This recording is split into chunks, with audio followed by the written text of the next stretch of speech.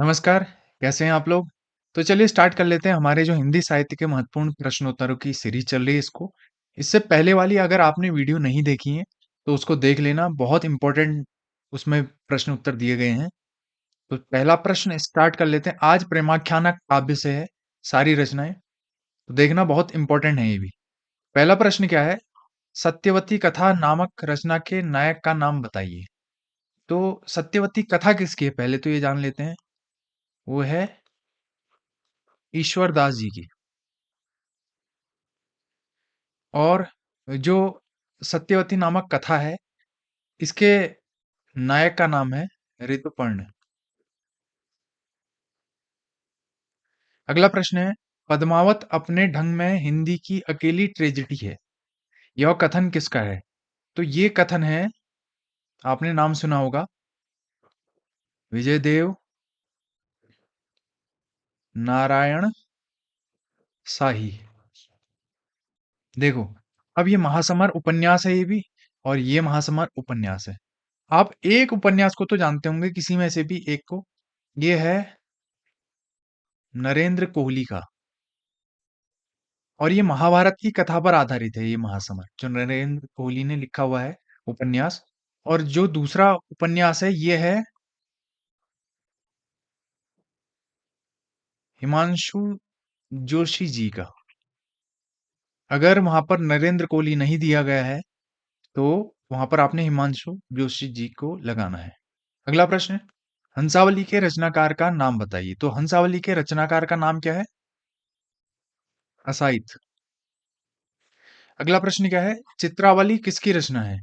तो चित्रावली है उस्मान की रचना।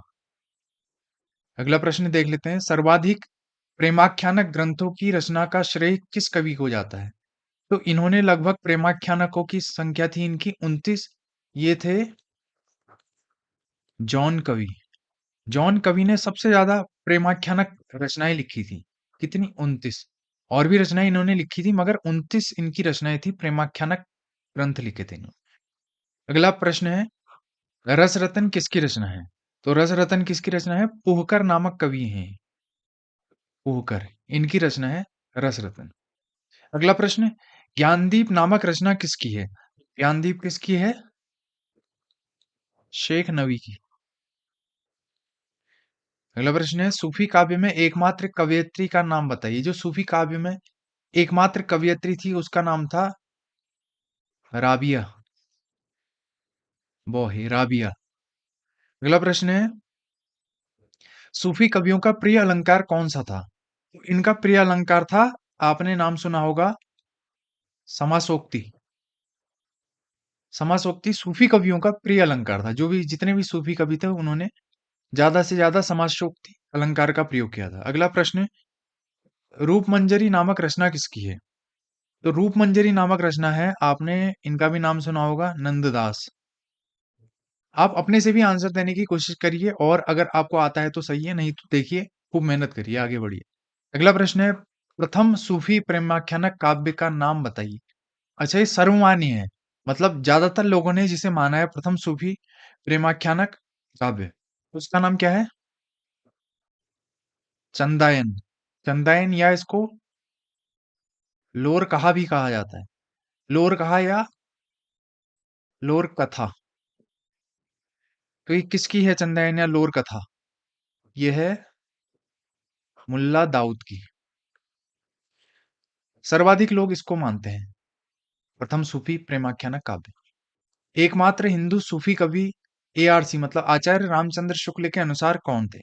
तो वो कौन थे? उनका नाम है सूरदास पंजाबी। आचार्य रामचंद्र शुक्ल मानते हैं कि एकमात्र सूफी हिंदू कवि कौन थे? सूरदास पंजाबी। अच्छा, पुष्पावती नामक रचना किसकी है? पुष्पावती नामक रचना है दुख हरण दास की। अगला प्रश्न है, प्रेम चिंगारी रचना किस विद्वान की है? तो प्रेम चिंगारी नजफ अली की। नजफ अली। तो आपको वीडियो कैसी लगी बताना जरूर। Thank you so much.